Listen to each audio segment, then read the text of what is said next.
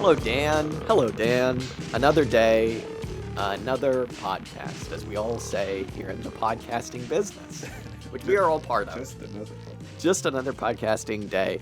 What a nice beanie you're wearing, Dan. Well done. I just want to say, listeners can't see it, but Dan's wearing a great beanie. I'd just like to point that out. I'm calling it right now. Spring's here, and if cold weather happens again, I'm going to kill myself. So let's hope no more cold weather. Otherwise, I'll just be gone. Because I've set in my brain. That would be very sad. I've set in my brain, Dan. There's sun. Spring's here.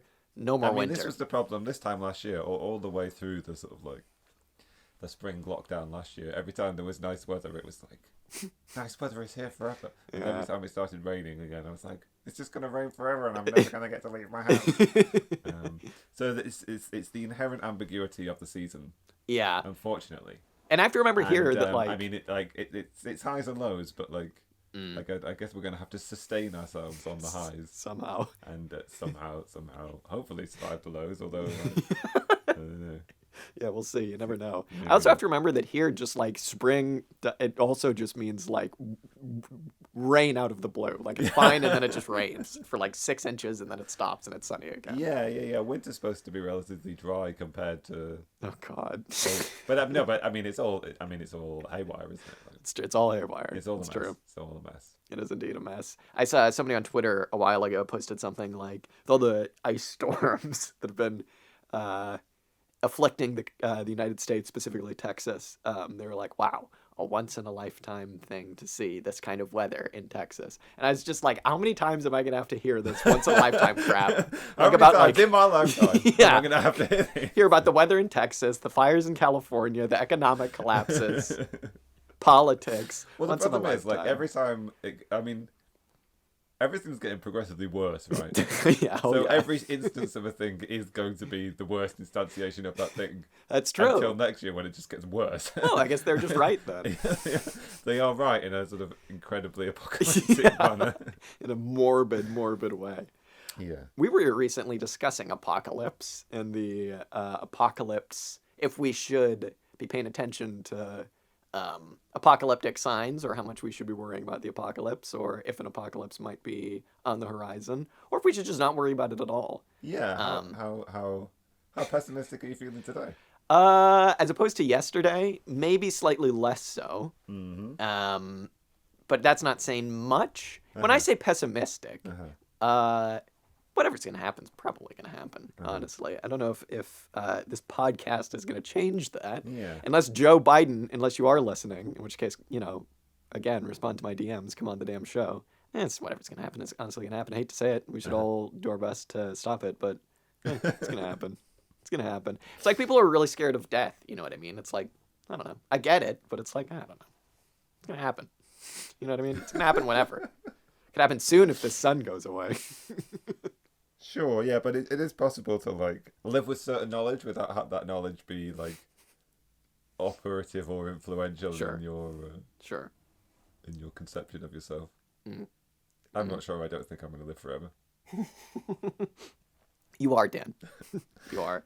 Oh, thank God for that. It's interesting that we were doing this reading this week because halfway through it, I got a call, as I explained to you, that I'm getting a new job, which is very nice, and I'm very excited. All right.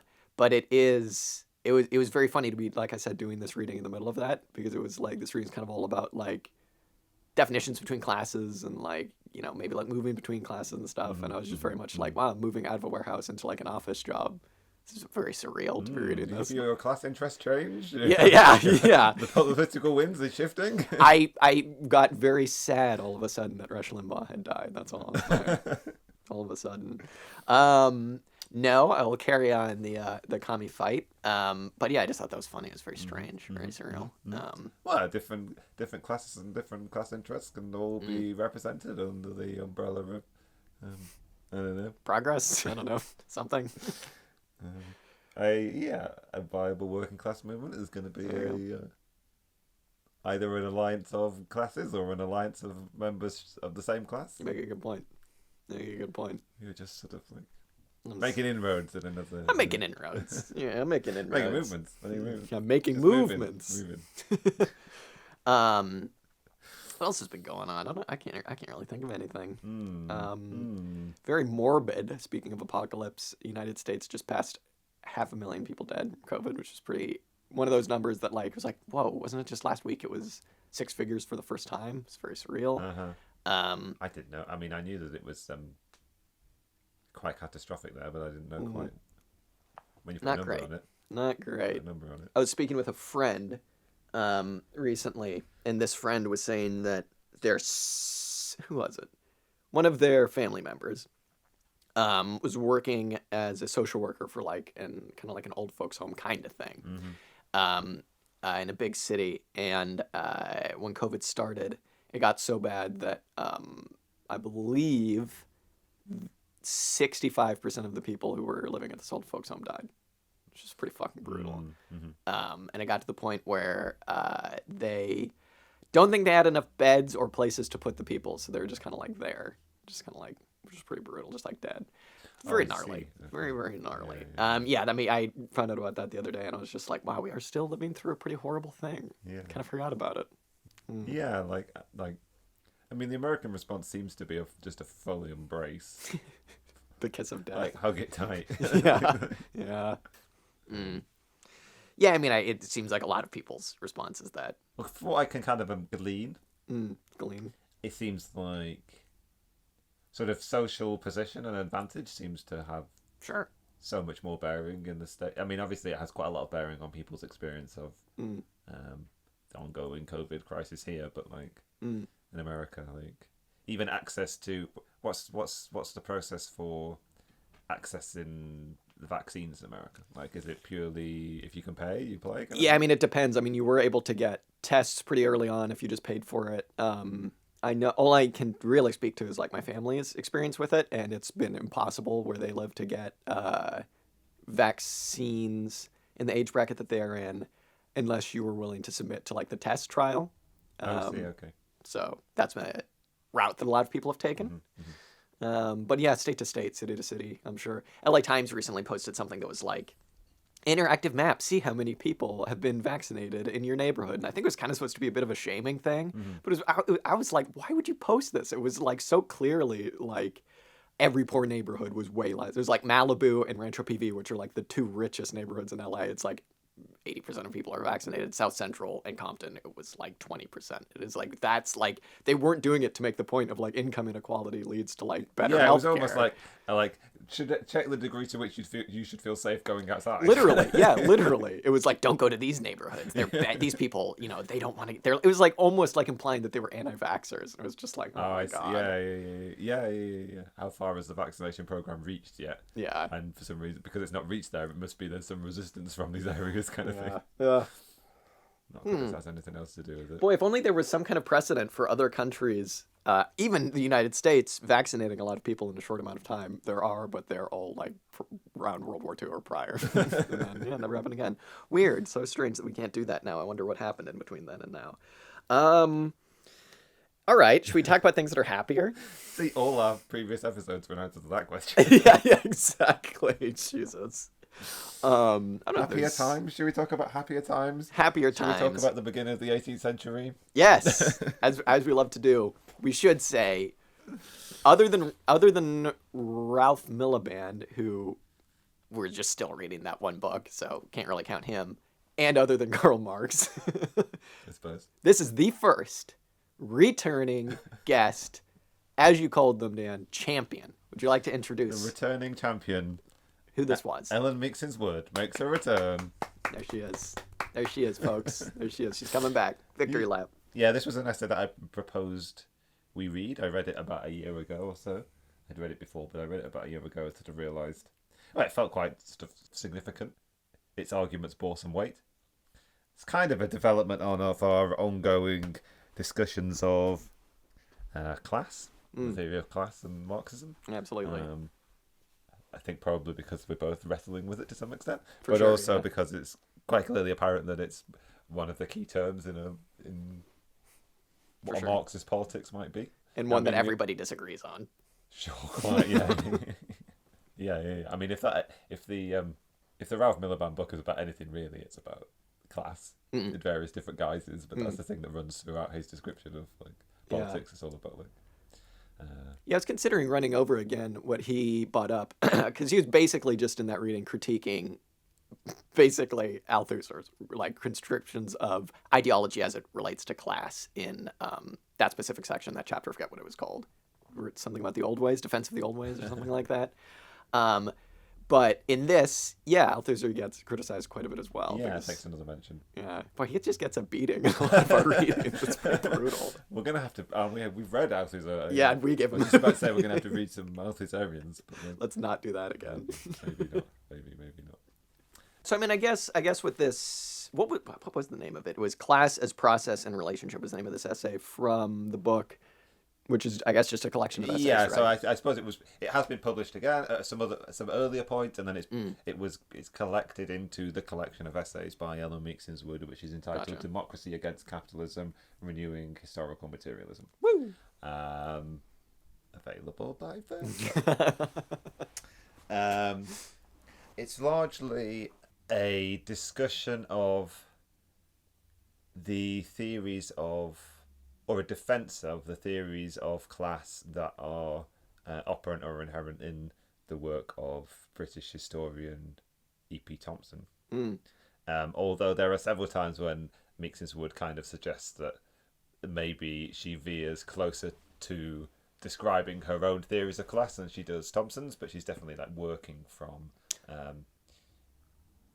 E.P. Thompson's work kind of thing. Yeah. And I guess largely offering a defense of him against various critics in the sort of like structuralist Marxist and the Althusserian, and also sort of in the analytic Marxist traditions. Yeah, kind of post-Marxist for a bit as well, with like Stuart Hall and stuff. Yeah, and also, I mean, the sort of the post-Marxist move was to transition away from class as being significant to politics at all. I don't know a great deal, particularly much about post-Marxism. One of the theoretical moves was to look for other agents, kind of thing.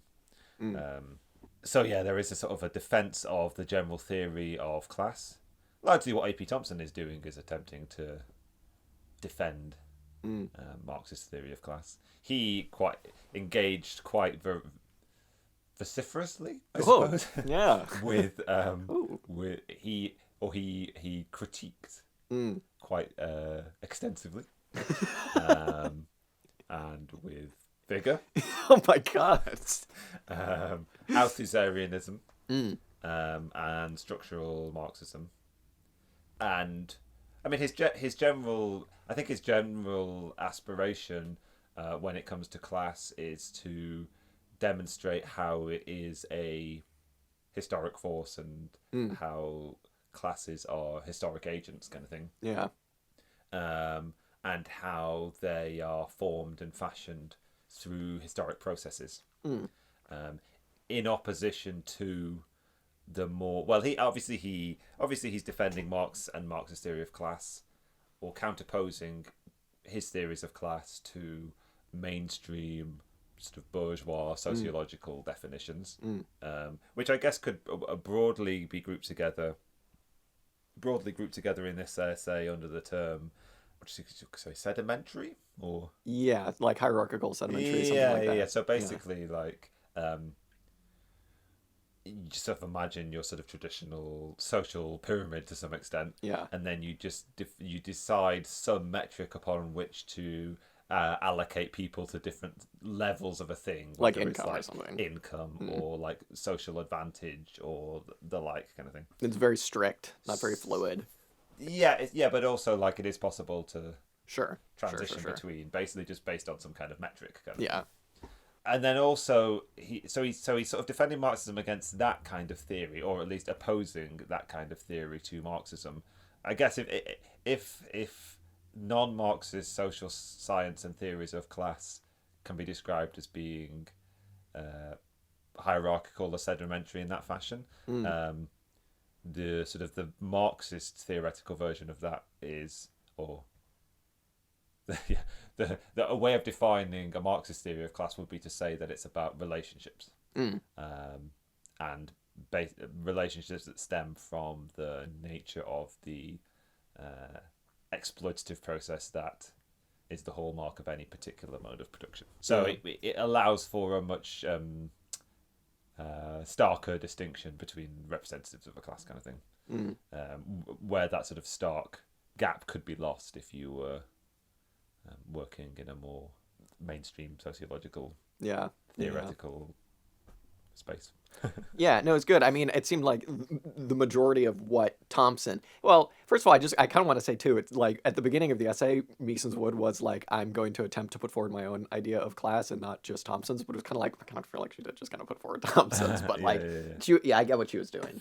But the main point behind trying to, as you say, like insert the study of history into the study of class and not just use sociology, is to kind of prove that class is something that's dynamic and that it's constantly changing throughout time. So he's also like in introducing history to the study of class, he's introducing like the aspect of time, and that as a mode develops or degrades, so too do the social relations and the classes evolve and decay. Or maybe not decay, but at least change, right? Develop. I don't know if that's fair to say. But I did find it very refreshing. The whole time I was kind of wondering what the purpose of going through and really like having this in-depth analysis of class was. Like, obviously I understand why she's doing it because it's like central to like the Marxist project, right? But I felt kind of one thing that was lacking from this was a kind of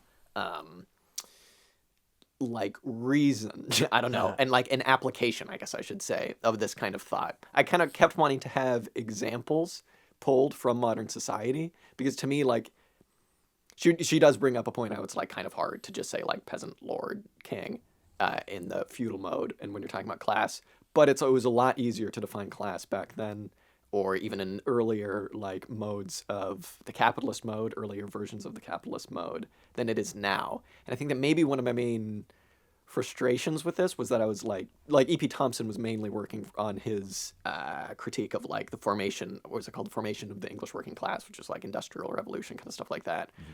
And I really kind of wanted to know how we could use this to apply it to now, right? To apply it to, well, I guess just like revolutionary strategy or something along those lines. But it was helpful, and it was very elucidating to think of class as something that is constantly dynamic and changing, and not just as like working class. Duh, because you're, surplus value is being extracted from you in this way. You're working class or whatever. You know what I mean? But yeah, like I said, any time I think a theory gets the kind of treatment where you need to think of something you've always thought of, whether it be class or transitioning between modes as like less fixed and less kind of structural and more dynamic, I kind of think that it generally always kind of makes sense, and I found that to be the case in this, if that makes sense. Sure. Yeah. Yeah, I get, like, maybe it would be good to start with, or to swing back to these structuralist Marxists. For sure, yeah. It's sort of like beginning to find a way to answer why your question. Why? She kind of makes the argument that the structuralist Marxists are advancing something that's much more akin to the sort of bourgeois sociological theory of class than they are a sort of properly Marxist one. And basically their theory of class is that it stems directly from relations of production. But it sort of feels like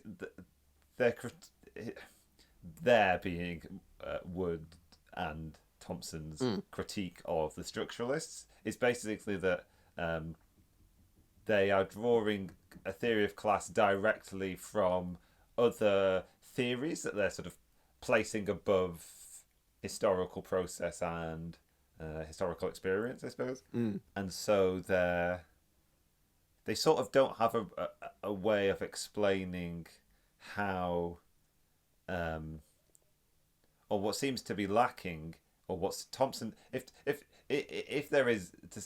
Thompson's relationship to these theorists is, as Wood at one point suggests, is as kind of like an additive thing, like he's taken the process a step further.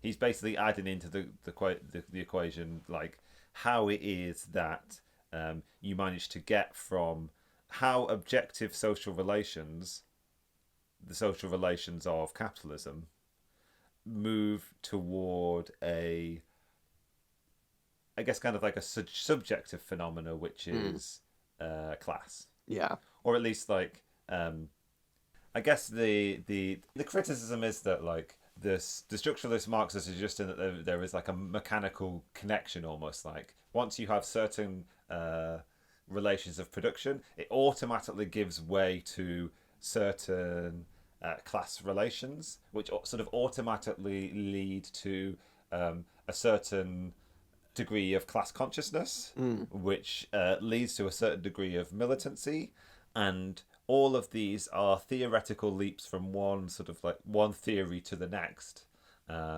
without any detailed analysis of how this process is actually happening in terms of the experience of the people involved, kind of thing.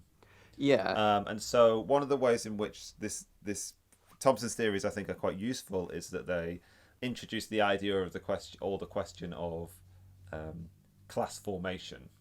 Yeah. How is it absolutely. that classes form themselves and are constantly being formed? And quite, yeah, like it's not. There's only one point when in this essay where Meiksins Wood kind of suggests that one of the problems with the structuralist analysis is that whenever you find yourself in a historical circumstance where class doesn't seem like a very like present, pressing, visible historical agent, the only reaction that most people will have is to say that, well, the structuralists are just kind of like forcing their theory onto historical circumstances rather than having any evidence for that.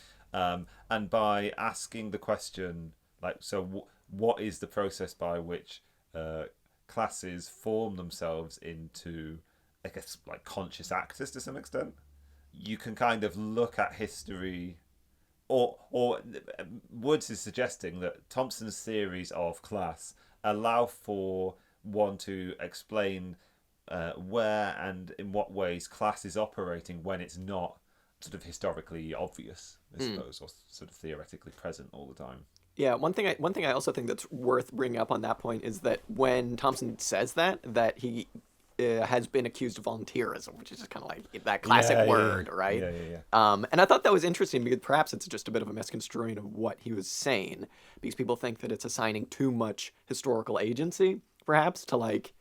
I always just kind of assumed when people use that word is like too much historical agency to like one person, right? Like Stalin did the Soviet Union, you know what I mean? But like I think that they were using that word to kind of be like you're allowing for too much leeway, you're pulling away from structuralism too much, and yeah, again, it just comes back to the idea of like no, because these things aren't set in stone; they're constantly evolving, and time is like this like third axis that comes out at you that like you need to take into account.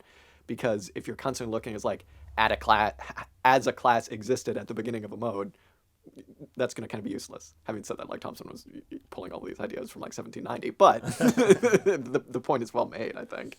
Yeah, to answer that kind of thing, like one of Thompson's lines is like the working class made itself as much as it was made. Yeah.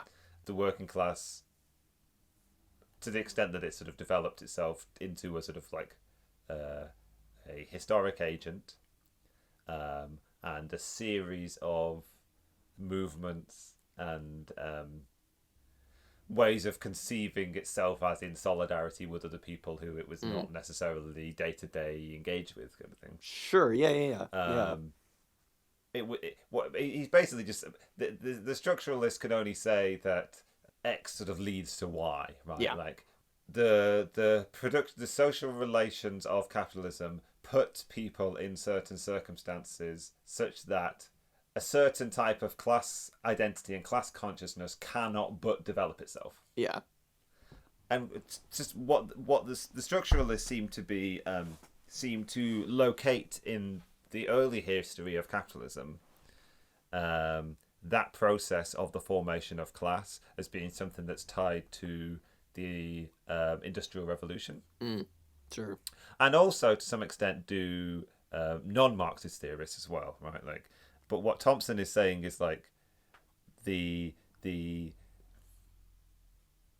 I guess there's a lot of parallel here between Thompson's theories here and Meiksins Wood's arguments in the Origins of Capitalism. Absolutely, yeah.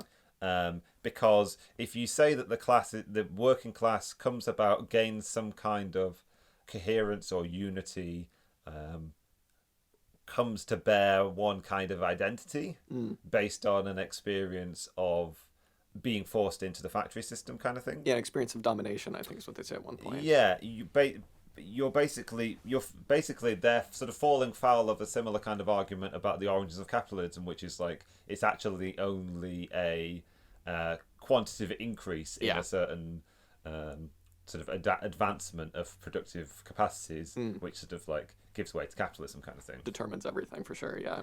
Thompson, on the other hand, is working with a theory of class, which or transition to capitalism rather, which is very much more similar or in line with the Brenner Wood sort of like thesis. Yeah. I think it's funny whenever we refer to her as Wood. To steal a term. The Wood thesis. And he basically he moves the focus away from industrialization as the thing that forms the working class as we sort of theoretically understand it in Marxism, and he moves it towards the origin of capitalism itself, which is operant in the creation of the working class, or creates the circumstances whereby the class forms itself in response to the transition. Yeah.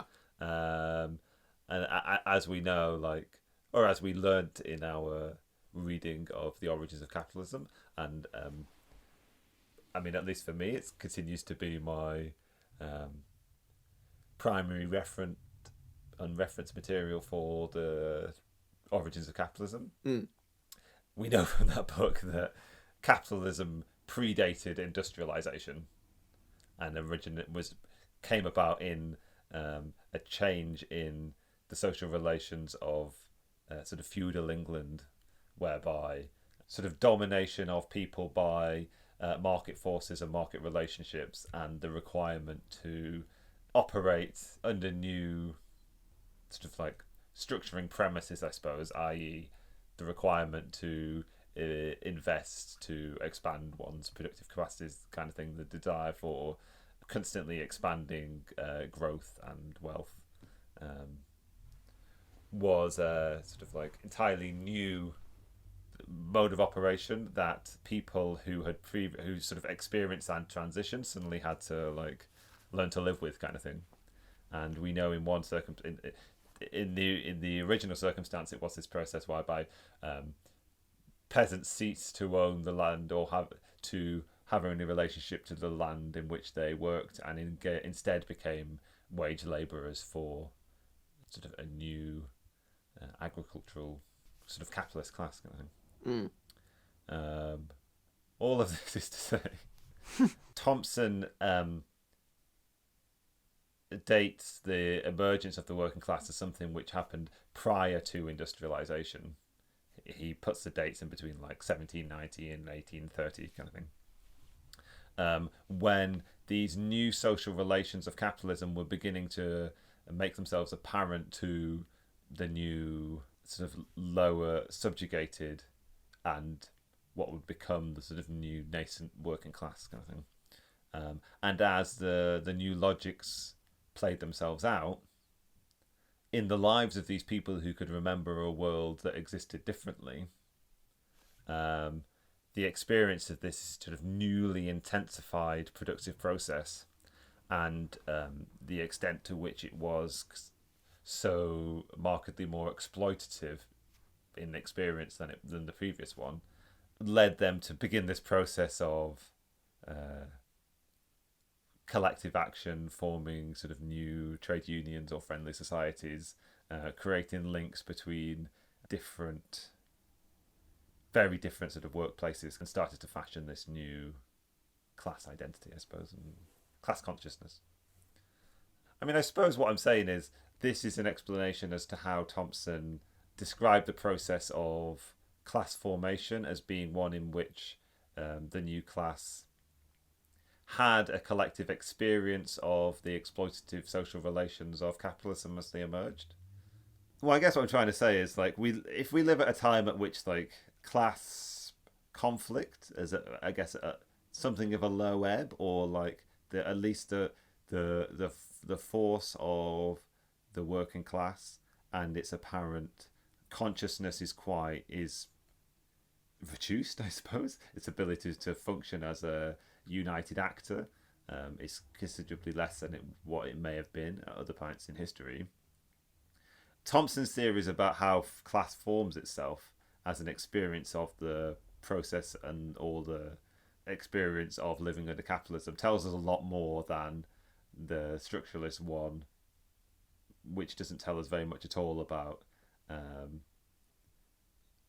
how the jump is made between sort of like objective collection of theoretical descriptions of how social relations function in the capitalism, and how you get to a point where there is a conscious class that you can be said to be acting.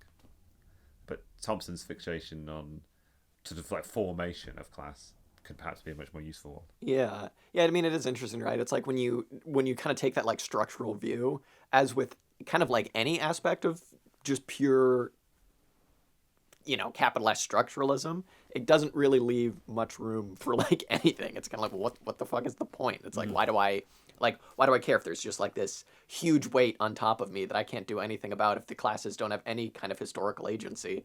That kind of just seems like it completely defeats the purpose of the working class, which is to finally be the group of people that overthrow capitalism, right? It seems like those two things don't really make much sense together. And so, I mean, like, I suppose what E.P. Thompson here is trying to do is, and what he gets criticized for, is give some kind of agency to classes in themselves, right? And that it's not just these big things that you can't deal with that are out of your control, dude. And it's like, whoa, bro, it's just like the big wheel of history, which seems like I'm actually almost interested to like read more about the people that were criticizing Thompson, because it seems almost antithetical to Marxism. That might be like a little like, whoa, over the top crazy, but like pure structuralism does seem to be antithetical to Marxism, because it's like, what about this historical role that's been given to the working class? It's like, you can't just write that off as like volunteerism and be like, well, sorry, dude, I'm not listening to you because you're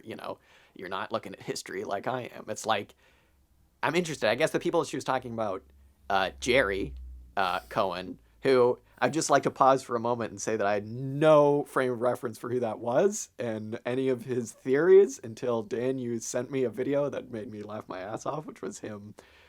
Was it the one of him pretending to interview Stalin or interviewing Marx? I think I sent you the one where he's pretending to interview Marx, but that rocked. The one, he goes to interview Marx after having been disillusioned with his interview of Stalin. Mr. Marx? Yes, sit down. It's very good of you to want to talk to me. What can I do for you? Mr. Marx, I'm terribly puzzled. You're talking in a Russian accent. I thought you were German. Well, in a way, you're right. You've got a point. I was preparing to open my show in Germany. We had everything ready. Big stage, lots of proletarians, high level of class consciousness, factories, very bad capitalist class, sympathetic middle class, good ideas, newspapers, but it didn't work out. So we had to move the whole show to Russia. And there we had terrible problems. Because in Russia it was mostly peasants. Everywhere I went I said, where can I find some factories, some workers, some exploiters, some capitalists with big cigars? It was just peasants, landowners, feudal lords. So we had to do it there. And, it wasn't very good. It wasn't the scenario we originally intended. It didn't work out. So it was a big disappointment for you? Very disappointment. Very, very disappointment. Look who they got to lead the country there. Lenin, Trotsky, Stalin. Trotsky at least was Jewish. Stalin wasn't even Jewish. What kind of a thing is it to have Stalin? A man like that, if at least he'd been a nice Jewish boy, he would never have run the country in such a stupid way. What did he get from killing so many people? He was an undertaker or something? Yeah, that was pretty wild. Not who I expected him to be. But yeah, it's funny because this made me interested to see how you can pair those two things. How you can pair this like non-dynamic theory of class, which I guess that's a little bit unfair to Cohen and to Anderson again. Anderson does not come across very well in any of her writings. But yeah, I am interested to know how those two things can be paired. This like lack of agency with like Marxism, I guess. I don't know, because it's like you hear a lot of people criticize Marxism as being like too big reel of history if they don't really know what they're talking about. If they'd be like, oh well, you just go from one. That's not the way it works. It doesn't work that you just go from feudalism to capitalism to socialism, and nothing's inevitable. Blah blah blah blah blah. And obviously that's true. But then it was interesting to see these people criticize Thompson for having a view of Marxism that like wasn't as kind of like almost determinist enough. It was interesting. So I don't know if that's actually what they're saying, because again, it's not fair to just read someone criticizing them and be like, oh, that's what they're saying. But it's not something that I figured you could really pair very well, which it seems like they were attempting to do. But again, this is a criticism of them, so I don't know. Maybe they do. Yeah, it's difficult, isn't it? Like, I guess, like, this could be a jumping off point for like really questioning Marxism as a kind of like totemic theoretical structure, such as it exists. Yeah, because like in the last 100 years, it just seems like it's so many people have viewed it so differently, with like the collapse of the Soviet Union as being like, I don't know, what do we do now? Cultural theory. Yeah. Or even that process was even entrained before that kind of thing. Sure, wasn't it? yeah. With the advent of like Stalinism and the real sort of loss of I don't know. The loss of that certain thing, that spark, that whatever it is, moxie, that Marxist moxie. Well, I mean, really, it's any connection between a movement for socialism and a. Say it. I don't know. If you're gonna say what I think you're gonna say, I'm gonna be very happy. Are you gonna say and a sort of class agent underbearing, undergirding it? And that's pretty good too.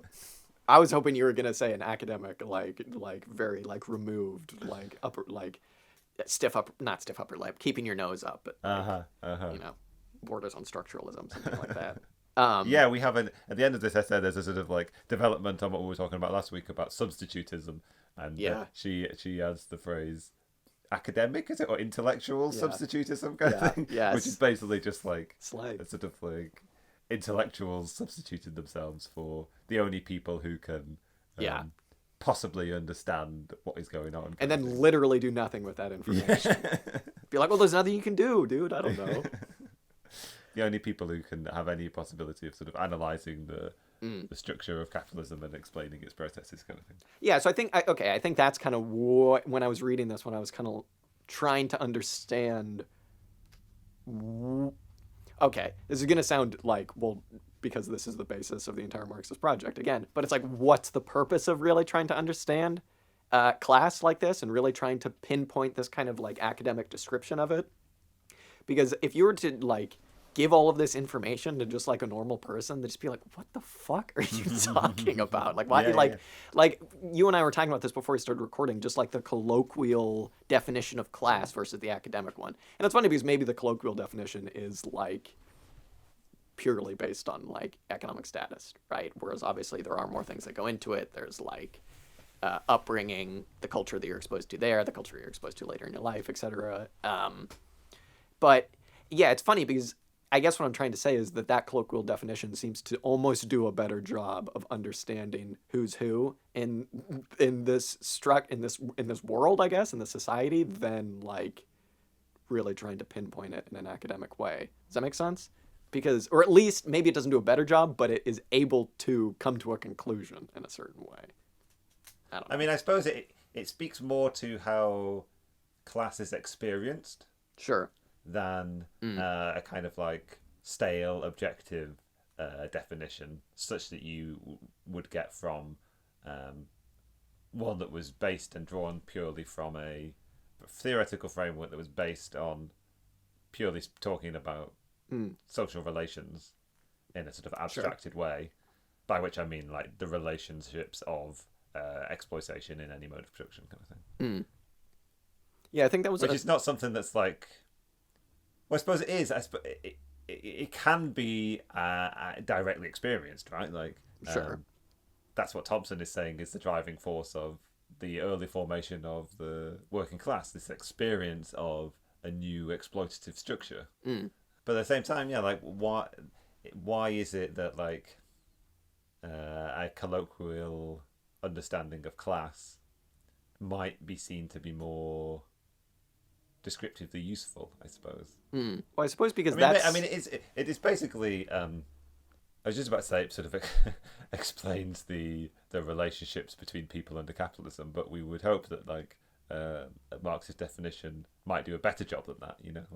Yeah, but it's also like if you're using these for actual practical means, that's like the bread and butter of what you're actually going to have to deal with. You know what I mean? Is like actual practical lived experience, right? Yeah. When you're actually talking to people, when you're actually trying to build something, you don't build necessarily off of like a structural or more of a definition of class like this, like a more academic understanding of class, unless you're really being big-brained about it, maybe.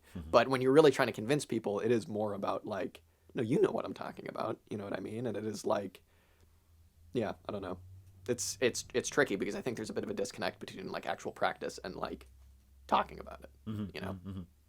But I guess that's just because it's a smaller scale. I don't know. Yeah, I mean, I guess the early working class were taking their lived experiences and then finding that other people in wildly different workplaces or parts of the country working in different fields under different circumstances were having very similar experiences.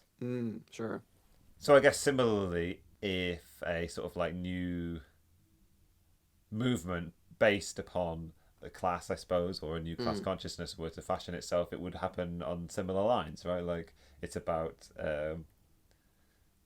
sort of solidaristic recognition of having a similar plight or resisting a certain set of circumstances that you find yourself existing under. Yeah, well, it's funny, isn't it? Because if you take the basic premise of the working class is like the working class is destined somehow to overthrow capitalism in some way because it is the only group of people whose interests immediately align themselves with its overthrow. It seems like it should be really easy to figure out who's part of that class. And it's frustrating that it's not. But I mean, it's interesting too because there's also a disconnect between like people who would benefit living under socialism and people who have an immediate interest in overthrowing capitalism. Like those aren't the same thing. Yeah, I don't have anything else to say on that. Just that I find that interesting. It seems like it would be really easy, right? But I guess it's not. I guess that's why people write books about it. Well, I mean, people have all sorts of different interests. This is the problem, right? And one of the things she talks about in terms of class analysis is that like there are two ways to look at the relationships that are created by class. One is the relationship between members of a working class and their relationship to an exploiting class, and the other one is the relationships between all members of a class themselves, kind of thing. Sure. And this is when you kind of get into the nitty gritty, right? Because like everybody living under a capitalist mode of production has a wildly different experience. Well, has a different day-to-day material experience of capitalism, and that doesn't just necessarily come down to like different bosses and different physical activities in different workplaces. But I suppose like I guess you have to overcome this desire to just seek advantage by advantaging that productive activity or workplace. Like you could certainly see why people would choose to, even to some extent, like ally with an employer in defense of the continued existence of their paycheck comes from them, right? Well, quite. Yeah. So people might identify their interest or their short-term interest as being with the continued existence of their workplace, rather than like seeing their, I don't know, long-term revolutionary goals. That makes sense. Yeah, can't really fault anyone for not seeing that. And I mean, I guess I really wanted her to talk about like the management strata, and I don't really mean like PMC or something like that. Like I do mean specifically like different tiers of what you could still conceivably call the working class, whether that's like basic minimum wage workers, supervisors, and then like the people who boss around the supervisors, which is like usually like a manager or something like that. I really wanted her to kind of apply these theories to that, Did it seem to you like she did, or was she like working towards that, or was it a little bit more like historical broad scope of a I think theory it's of just developing class? It's more of a theory of history than I guess it is a theory of sociology or Sure. of class analysis in that kind of like nitty gritty sense. I mean, my favorite section in this, and the bit which first drew my attention to it was a portion where she's applying Thompson's theory of class to the analysis of history, and saying that rather than the structuralists who don't really see any movement internal to the mode of production, Thompson's theory of class gives us a way of sort of like historicizing the mode of production itself, kind of thing.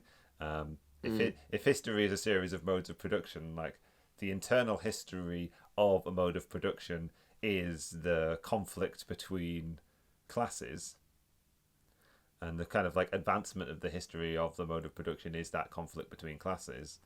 And it seems to suggest that the only point at which the any mode of production will be overcome, I suppose, or a transition will begin to a new mode of production, is when the class struggle results in that outcome. Yeah. What kind of disappointed me was that there wasn't any kind of like application of that theory to a sort of socialist or communist transition.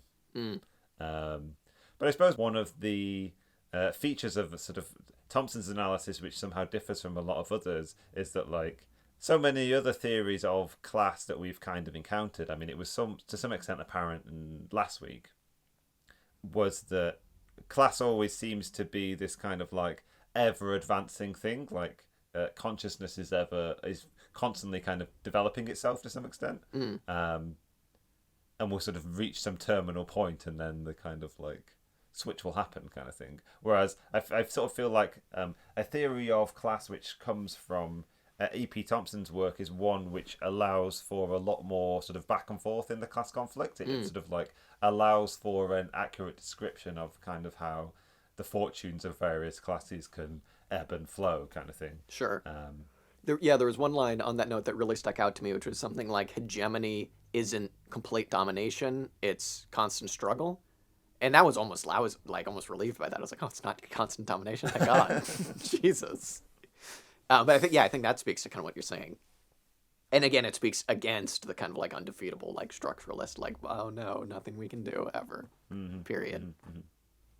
But yeah, also there was another line that she said where there was something like the mode reaches crisis when the development of class relations transforms the production relations themselves. So that is exactly what we saw in her theory of the transition from feudalism to capitalism, right? Where it wasn't just this technologically determinist, as you say, like quantitative increase.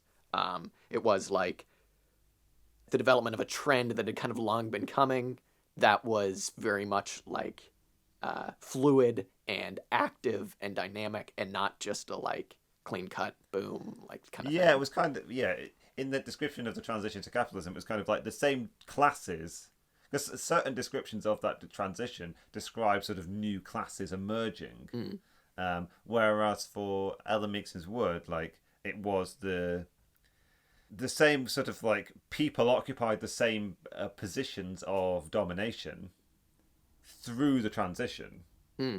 I mean, you still had the sort of the feudal landlord became the capitalist landlord kind of thing, and the peasant farmer continues to work the land, but it was a sort of like change in that relationship, i.e.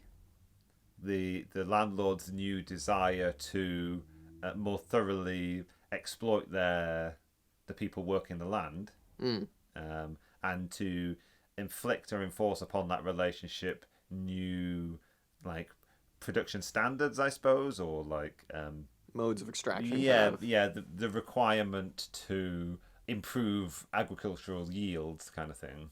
But yeah, but what's interesting about that though too is that we have to remember that she does make the point that it was these classes trying to stay the same, trying to stay as they were, or at least trying to keep the status quo that led them to this change. Yeah, that was something that we stumbled upon in that reading all those episodes ago, and I sort of had hoped that maybe this book would elucidate it or explain some of that. That's an interesting wrinkle. It didn't really get there. We're still in this position of like, how do you imagine a transition into socialism or communism when the contending classes are actually in a battle to defend their present position to some extent? Yeah, and that's the thing. This reading made it. I'm still gonna have to think about what the implications of this are, but it's like if classes are constantly being formed and it is dynamic and it is active, but at the same time, that transition, if we're going to use that as any kind of a roadmap for the next transition, happened because of a lot, like to use her thesis, because a lot of these people were trying to maintain their, maybe not relations, but at least, as you say, like what they had. It's like, that's a whole nother wrinkle that I've like got to come to terms with. Yeah, but that allows for a sort of like a quite somber analysis of our present circumstance and some questions that we've been developing, like why doesn't class always mechanistically develop into class consciousness in the way it's sometimes expected to do by certain Marxist theorists? Why do you get something like what Lenin described as trade union consciousness, where working class people will learn to defend their position to a certain extent, but won't identify advantaging their position most fully with embracing a revolutionary politics? Yeah. And it's the same thing that Meiksins Wood's describing happening under feudalism, right? Or in the early stages of that transition. Like, it's class actors in a class struggle, not necessarily seeking to overthrow the class relationships, but just to maintain their present circumstance in the way that they best can, kind of thing. Well, that could just be education, though, I guess, right? Because, I mean, I know I've heard McNair say that responding to a critique of, like, we might have brought this up on the show before, but, like, responding to a critique of, like, how you need to somehow infiltrate armed forces with your ideas, with your ideology. He's like, you're not actually going in there and being like, hey, guys, you ever read Lenin? Like, he's basically saying, no, you need to just get to a point where your ideas are so spread that they just organically make their way into the armed forces. I think it's the same thing. It's like if you grow up constantly being told, like, the ocean's pink because you live in Nebraska and you've never seen a picture of the ocean for some reason, you're going to be like, damn, the ocean's pink. That's normal. But it's like, if you don't know that, like, there is another way we could do these things. And it is called socialism, and it would be way better for you. And hey, you wouldn't even have to worry about protecting your wage because you know what? You wouldn't even need to have a wage, right? I think that might be the answer to that question. But because maybe just the ideas aren't spread far enough. If you just don't know that there's another way, but it involves like a lot of action that you have to take, you're not going to do it because you don't know about it, right? I'm shrugging. Looking over history and looking over like the history of socialist revolutions, I mean, they either happen in dictatorial regimes of some sort, and for the most part, they happen at like moments of like ultimate crisis kind of thing. Sure.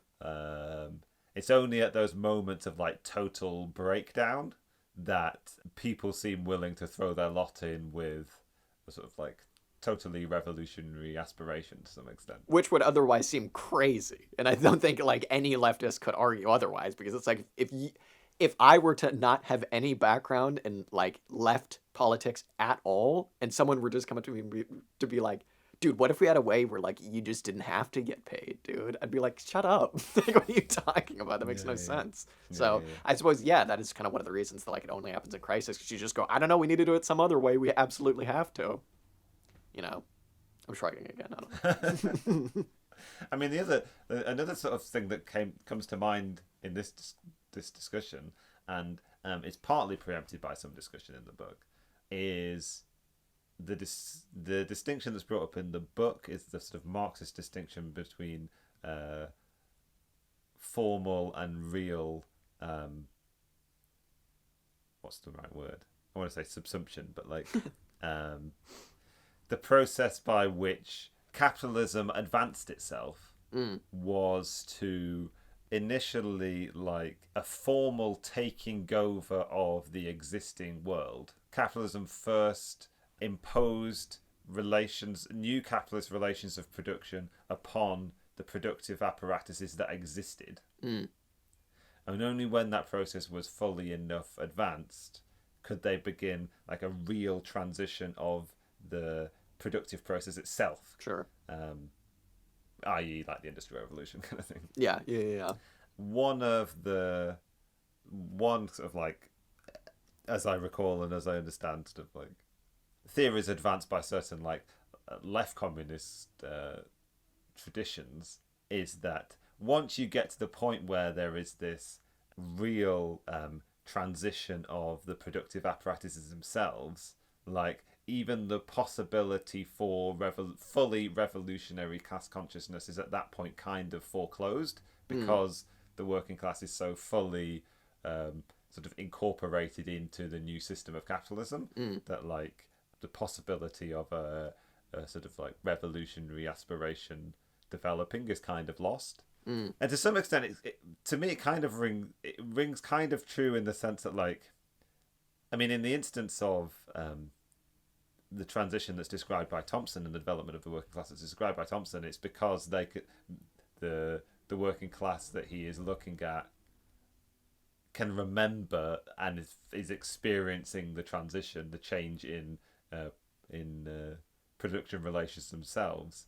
That they can kind of remember what it used to be like before, and they're experiencing the trauma of that transition firsthand, kind of thing. Yeah. And it sort of makes me wonder why one of the reasons why the most successful like communist revolutions have happened in places where capitalism wasn't very fully advanced is for a similar reason, kind of thing, that like people have a much closer relationship to the traumatic event, which is the onset of capitalism, kind of thing. Yeah. That's a good point. It's quite a sanguine thought. It is, yeah, sanguine, somber. Yeah, I mean, I guess the main takeaway, right, is to just focus on class formation and not, as she calls it, location, right? This kind of like idea of ever like set in stone kind of way of looking at class. It is always changing, I guess. It is always dynamic, fluid, all those words again. Active. I mean, I guess from Thompson's theory and Meiksins Wood adoption of it, there is this real commitment to the agency of the working class. Yeah. Similar to one that's present in Marx, and from last week, something that was like kind of lost in Marxism's transition into social democracy, and also sort of like Russian Bolshevism, I suppose, was like this sense in which the working class needs representation, its consciousness either needs to be fostered, or it needs to be guided toward a revolutionary destination, kind of thing, or perhaps like the only people who can it's the sort of like championing of the intellectual as the only person that can like truly know the course for the working class. So in this reading and in E.P. Thompson, you get a much more kind of like a theory which is much more willing to sort of like celebrate the capacities of the working class and hold to that sort of mantra that it's for the working class to liberate themselves, kind of thing. Yeah. I mean, to a certain extent, right? Like, you get it. Like, you get why Marxists thought post-World War II, or even like a little bit prior to World War II, like began going in that direction of like Frankfurt School, all the way up to like Stuart Hall, guys like that, just kind of trying to figure out like, damn, like maybe the working class ain't it. Like, it's not happening. Things are bad. Why is it not happening? And I think instead of perhaps, I mean, I guess time will tell. I have no idea. I'm not going to say I'm right. But like, instead of perhaps looking critically at why the working class has not filled out its assigned role that Marx gave it, it was a lot more of like, yeah, maybe something else will happen. Maybe we'll figure out something else. Post-Marxism. Be aware of anything that says post-punk, that's it. Post-punk and post-Marxism. Be wary of that. I mean, yeah, I don't know. My point is just that you get it, right? Like, it's to a certain extent, it's like, yeah, that was a bad time, and it continues to be. For I feel quite uncomfortable now because I feel like we've gotten to the point in our discussion here where we are expressing some skepticism or sort of like existential panic that like what else is new? Jesus, I was talking about apocalypse earlier. in our sort of like our existence as Marxists kind of thing. Sure, yeah. Are the fundamentals of Marxism rocked by a less than sort of sanguine appraisal of the working class and its capacities kind of thing? Sure. And one of the things that I thought that this reading does in a lot of ways is attempt to rescue theories of class from appearing as something which is imposed on history from without and not something which is sure in the operant muck and present in history kind of thing. And it makes it something which is like sort of dynamic rather than static. And also it kind of undermines the possibility. Thompson's theories kind of undermine the ideas of like there being a pure class consciousness, and if the working class fails to reach that consciousness, like the working class in itself has failed in some kind of like some kind of critical or catastrophic way kind of thing. Yeah. So I suppose if there's some way of sort of like rescuing us from our doldrums, it's that class in this reading is something which is much more sort of like open to historical process and subjected to historical events and whose fortunes come and go. I mean, like I suppose one of the things that comes up in Miliband's discussions of class is like class is not something which like emerges and doesn't exist if it's not directly visible kind of thing, or class conflict rather doesn't necessarily entail like large scale conflicts between representatives of classes in a kind of like war-like battle-like fashion. It's kind of like the small skirmishes that happen every day at every moment, like everybody who lives under capitalism is in one way or other experiencing the conflict that is class society, and it's the possibility of that collective experience which allows for the possibility of a like collective response to that experience, I suppose. But still in a doldrum. Having said that, I will say, don't listen to me. Oh, wait a minute. No, listen to me literally, but don't listen to me to further your theoretical basis and knowledge. I'm still with the working class. I'm still with that. I think what else is going to happen? You know what I mean? I'm still with it. Still a fan. Still hold my little working class flag. Still think that, that is it. You know why that is, Jack? Because you are working class. Yeah, exactly. Yeah, we better goddamn be it. That was very good, Ellen. Well done. I really enjoyed that reading a lot. I'm not sure if I have anything else to add to it. Yeah. Do you? Not at this present time. At this present time. In the future, perhaps. Yeah. Paired very, very well, I will say, with Origins of Capitalism, obviously, because it's the same author, but I think reading it in this order, too. Sure. Yeah. I don't know, maybe the other way would have worked, too, but that was pretty good. Well, Origins of Capitalism is a sort of very accessible book. Yeah. This, be warned, quite a dense text, which is like dense. Yeah, and it's sort of it's speaking to debates, which like let me necessarily like we could have laid a better foundation for ourselves, but fuck it, we didn't. She kind of does. That's one thing that really does bother me. You have to start somewhere. Exactly, and exactly.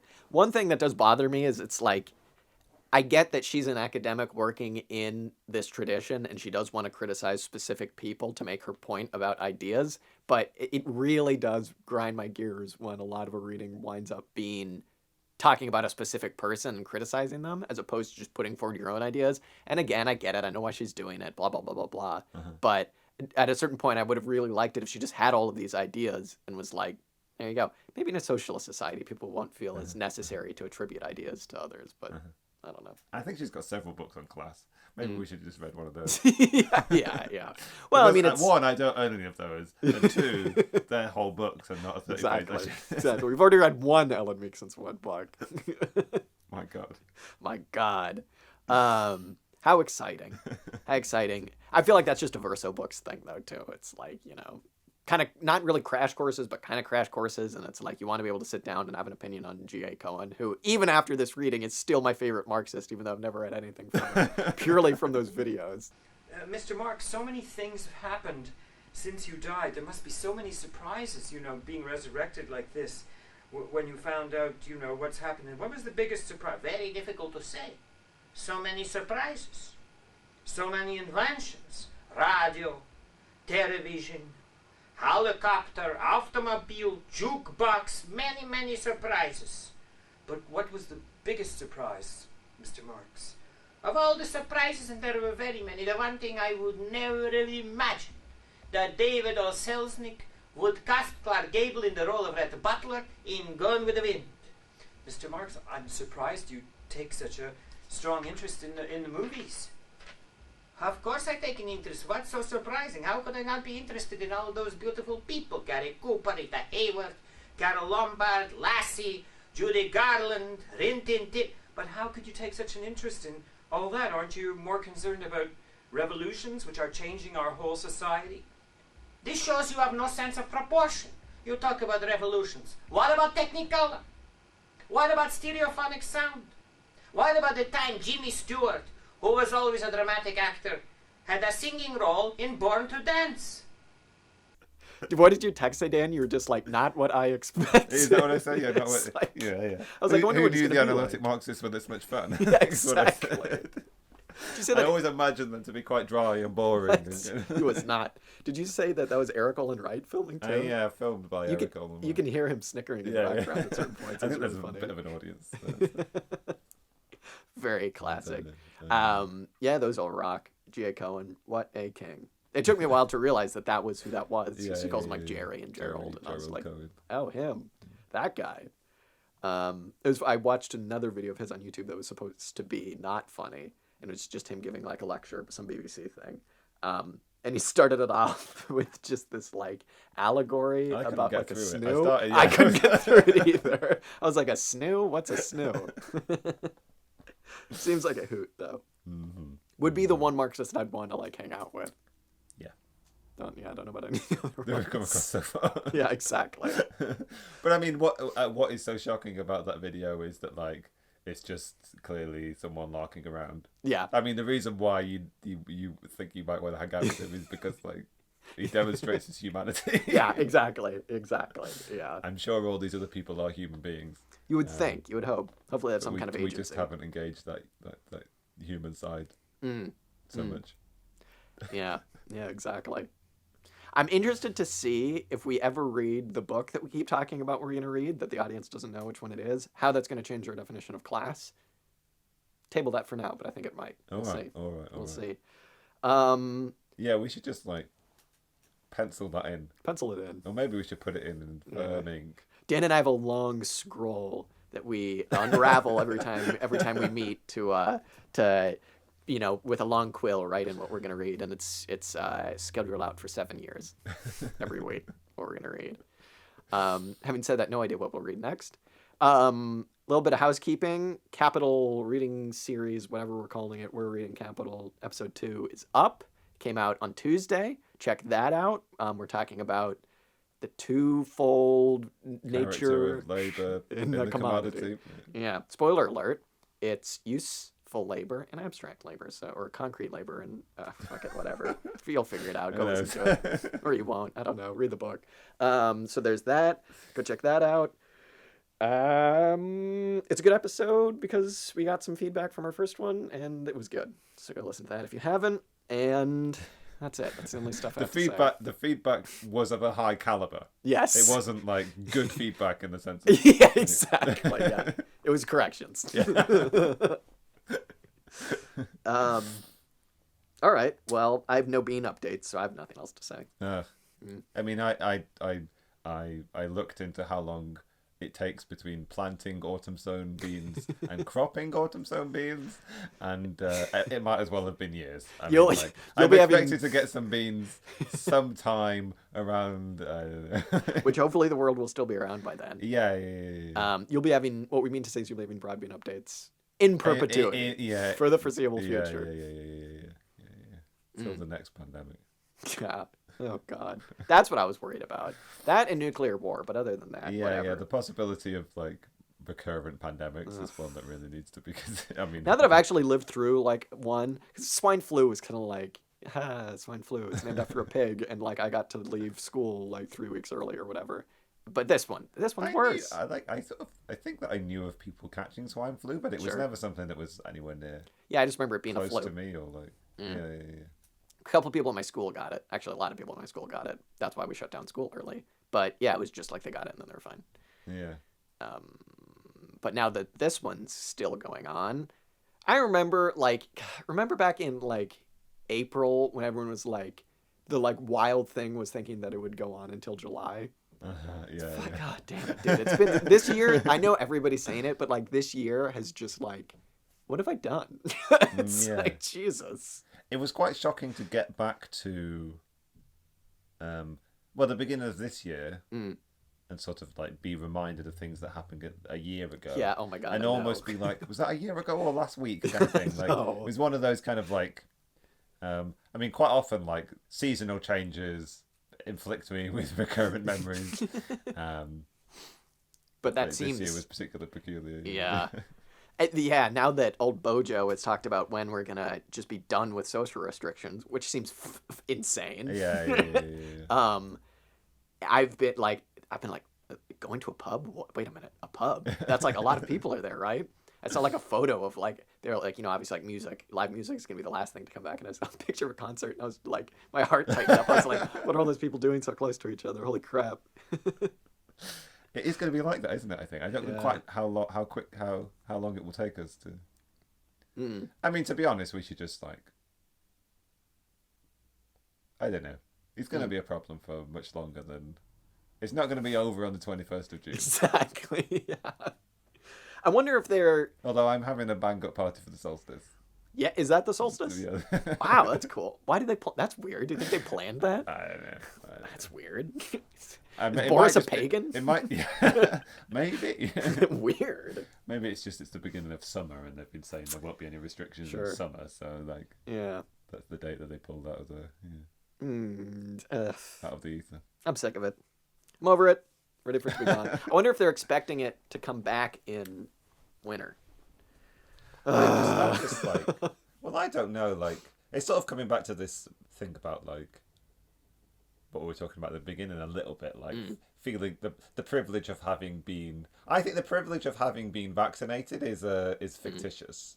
Like, I think we really have to continue to bear in mind that vaccines only function to build herd immunity. Sure. Okay. Yeah. Sure. Like, vaccines are only. I mean, I keep asking this question, and I haven't sought out like a good sort of scientific answer to it, right? But what happens if there is a pandemic of coronavirus amongst children and the young, under conditions where like all of the vulnerable people have been vaccinated with a vaccine which is 95% effective? Like, those 5% of people who don't get the benefits are a lot of people who will suffer from coronavirus if there is a pandemic amongst the unvaccinated.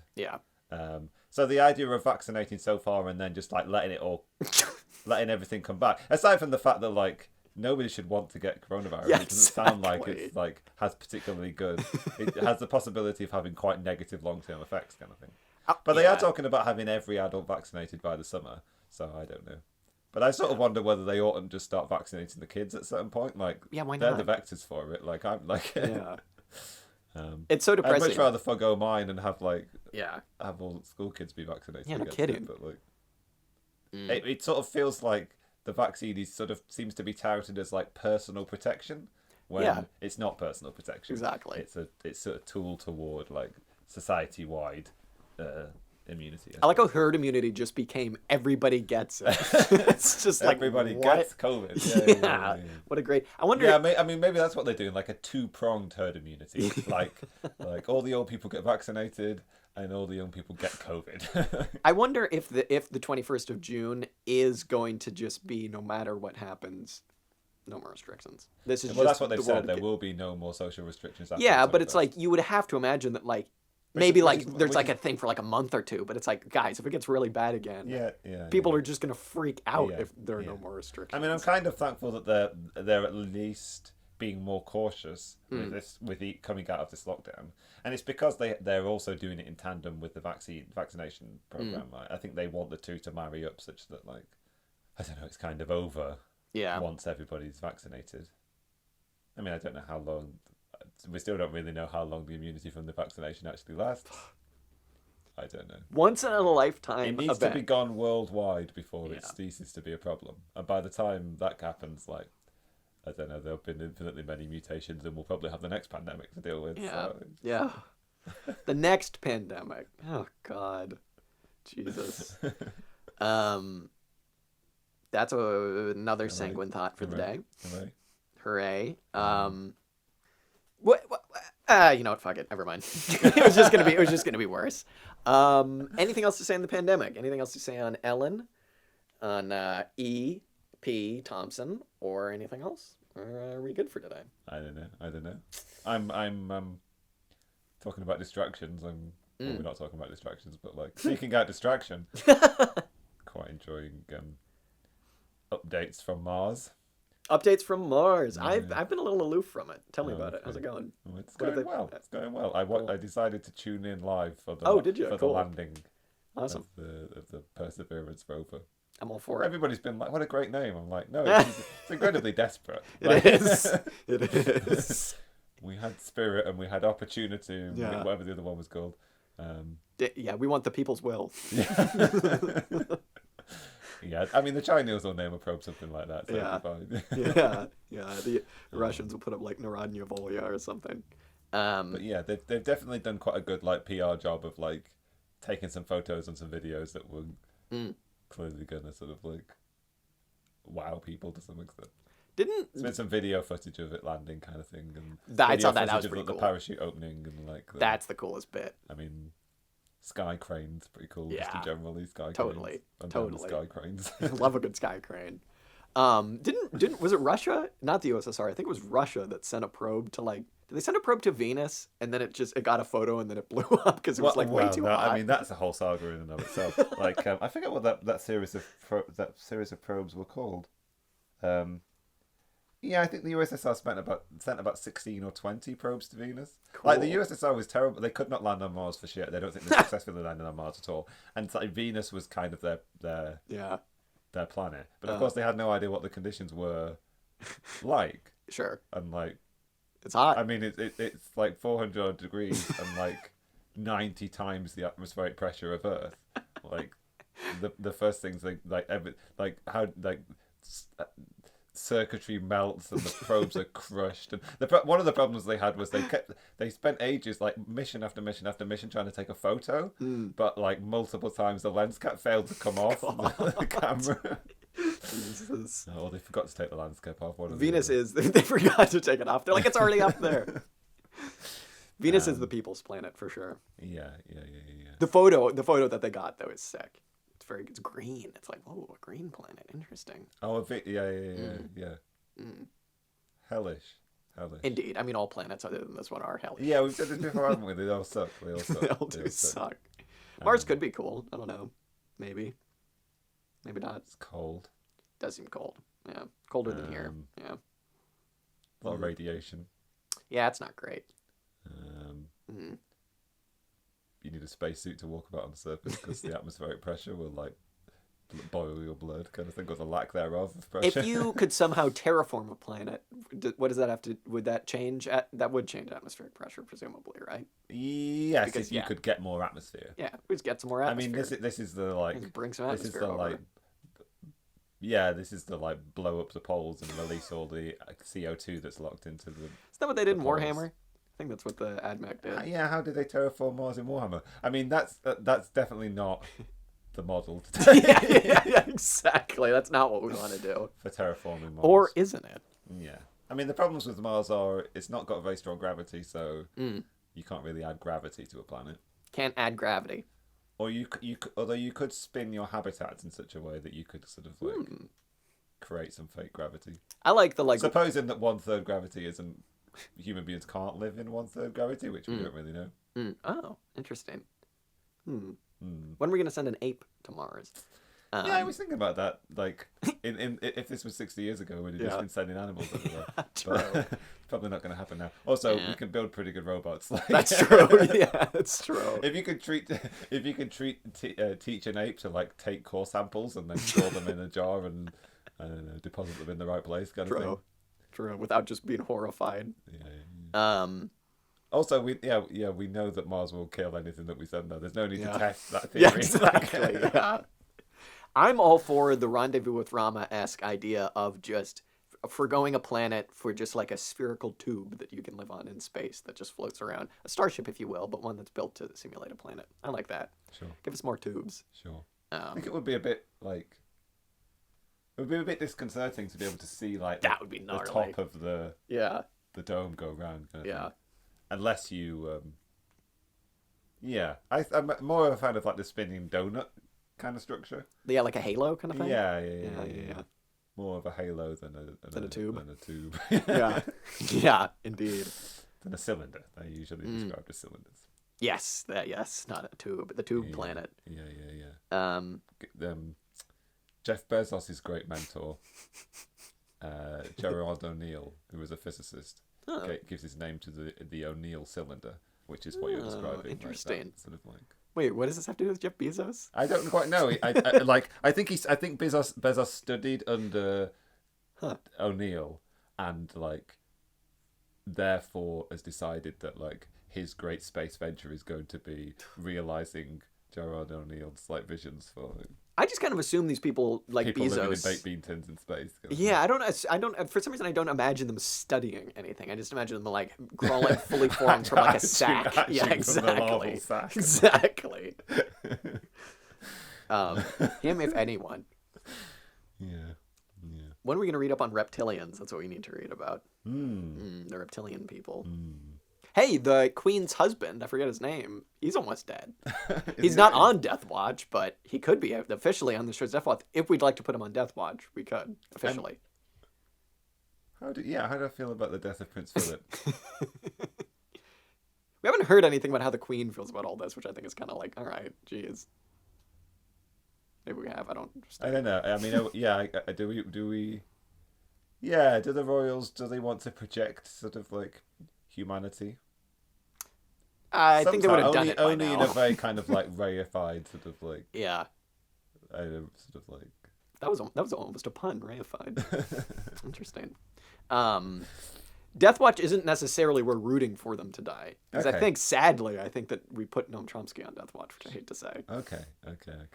Just people to check in with occasionally. Yeah, him. To see how they're doing. Exactly. Are you okay? Are you okay? Do you need anything? Can we get you anything? Jeffrey Kissinger. Yeah. Not Jeffrey Kissinger. Jeffrey. What's his name? No, I've done this. Epstein. I've done this twice. No, Henry Kissinger. Yeah, Henry. No, like I there is a reason why I keep making that mistake, but like it requires referencing another podcast, and I think that's probably taboo. Well, it could be taboo. Figure it out for yourselves. That's a riddle. Anyway, let's add him to Death Watch. So we have Chomsky, Kissinger, and Philip. What's Philip's last name? What are the royals' last names? Actually, Windsor, I suppose. Philip Windsor. Yeah, well, Philip Windsor, Philip you're on Death Watch. They don't use surnames, do they? Yeah, exactly. They're above surnames, like popes. Yeah, exactly. Oh, yeah. All right. Well, we added another person to Death Watch. I think that's good enough for one day. And I mean, I haven't checked in with any of those people. Well, hopefully they don't die before this episode goes up. Because like it'd be really MI6 might be like prescient. Yeah. There are more. We could add more, but what are you gonna do? All right, let's end this charade. That was Ellen Meiksins Wood, Class as Process and Relationship, from the book Democracy Against Capitalism, Renewing Historical Materialism. There it is. Pick It it up. sounded a bit like a robot then because I was recording it from memory, not reading. Great stuff. Good to talk to you again, Dan. Good to talk to you again, audience. And my name has been John. My name is Dan. Thank you, John. Thank you, Dan. Thank you, audience. This has been Auxiliary Statements. Catch you next time.